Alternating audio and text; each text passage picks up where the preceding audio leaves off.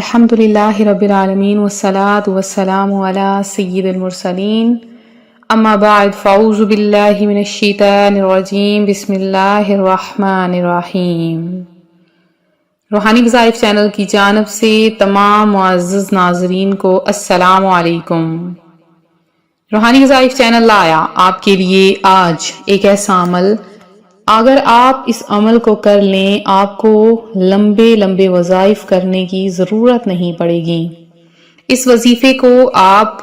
کسی بھی مہینے میں کر سکتے ہیں، کسی بھی دن کر سکتے ہیں۔ آپ رجب کے مہینے میں، شعبان، رمضان، آپ کسی بھی مہینے میں اس عمل کو کر سکتے ہیں، اور جب آپ اس عمل کو کریں گے اللہ پاک آپ کے لیے قبولیت کے دروازے کھول دے گا۔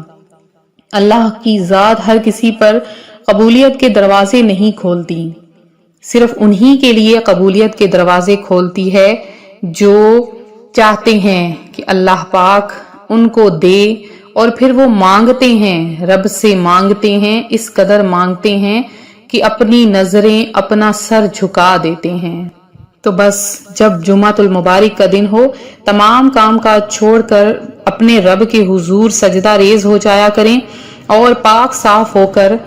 تسبیح پڑھا کریں، عبادت کیا کریں۔ انشاءاللہ اللہ پاک کی ذات آپ کو مایوس نہیں کرے گی، کیونکہ جمعۃ المبارک تو باقی تمام دنوں سے عظیم ترین دن ہے۔ حضرت ابو ہریرہ رضی اللہ تعالی عنہ فرمایا، بیان کرتے ہیں کہ رسول اللہ صلی اللہ علیہ وآلہ وسلم نے فرمایا، اللہ تعالیٰ نے ہم سے پہلے لوگوں کو جمعہ سے دور رکھا تو یہودیوں کے لیے ہفتہ کا دن، عیسائیوں کے لیے اتوار کا دن، اور اللہ تعالیٰ ہمیں لایا تو اس نے ہمیں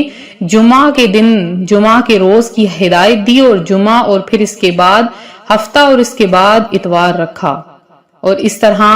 روزے قیامت بھی وہ ہمارے پیچھے ہوں گے۔ ہم دنیا میں آخری ہیں اور قیامت کے روز پہلے ہوں گے، جن کا سب مخلوق سے قبل فیصلہ ہوگا۔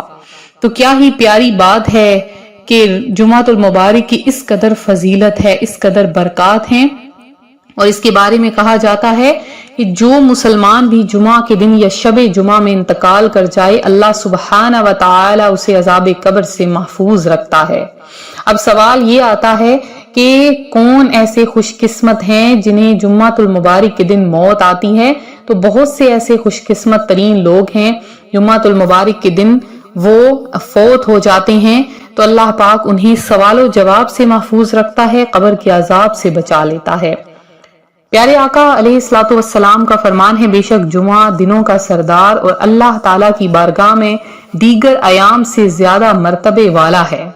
اور فرمایا کہ یہ عید الفطر اور عید الاضحیٰ کے دن سے بھی زیادہ عظمت والا ہے۔ اس میں 5 خصلتیں ہیں۔ اللہ تعالیٰ نے آدم علیہ السلام کو اسی دن پیدا فرمایا،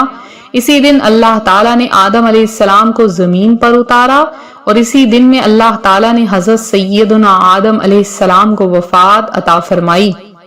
اور اس میں ایک ایسی گھڑی ہے جس میں بندہ اللہ تعالیٰ سے جو کچھ مانگے گا اللہ تعالیٰ اسے عطا فرمائے گا، جب تک وہ حرام شے طلب نہ کرے۔ اسی میں قیامت قائم ہوگی، اور کوئی مقرب فرشتہ یا آسمان یا زمین یا ہوا یا پہاڑ یا سمندر میں ایسا نہیں جو جمعہ کے دن سے نہ ڈرتا ہو۔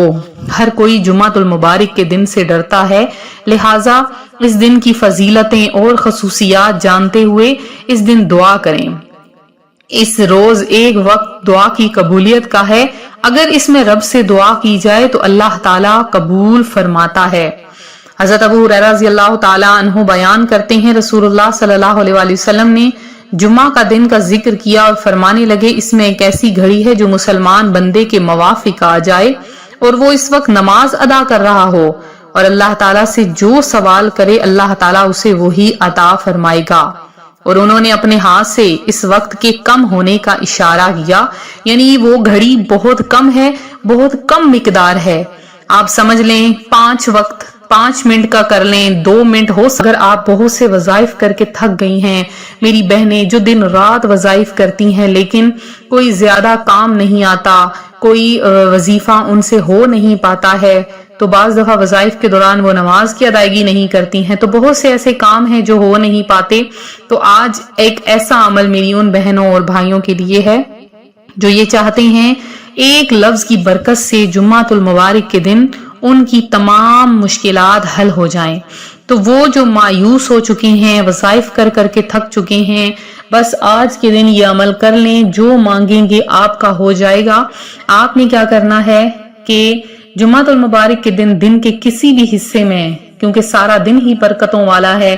تو دن کے کسی بھی حصے میں مغرب کی نماز تک اس وظیفے کو کیا جا سکتا ہے۔ آپ نے اس عمل کو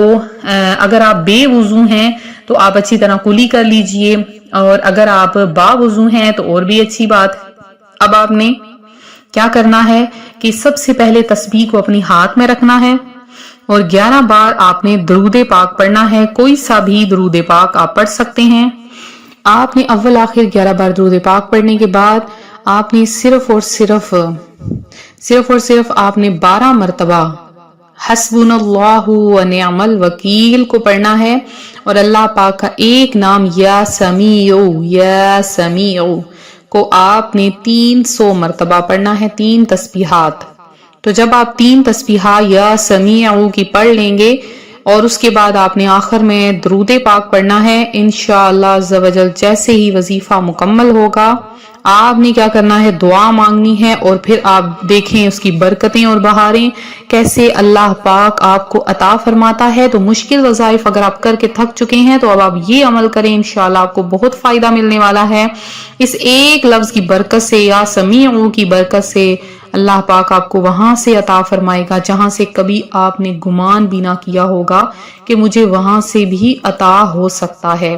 تو یہ تھا ہمارا آج کا عمل، ہمارا آج کا روحانی وظیفہ جو روحانی وظائف چینل آپ کے لیے لایا ہے۔ میرے جن بہن بھائیوں نے خصوصی دعا میں اپنا نام شامل کروانا ہے، فوری طور پر کمنٹ باکس میں کمنٹ سیکشن میں میسج کیجئے، انشاءاللہ جمعۃ المبارک کی خصوصی دعا میں آپ کا نام شامل کیا جائے گا۔